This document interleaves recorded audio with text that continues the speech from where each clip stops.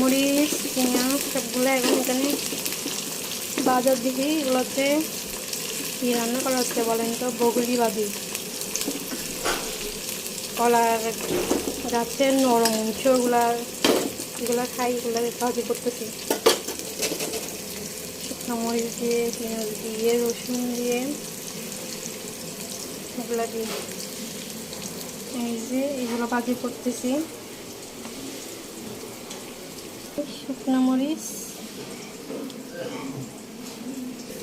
এখানে হচ্ছে সবগুলো দিয়ে দিছি, সামান্য হলুদ, সামান্য মশলা, পরিমাণ মতো এই লবণ।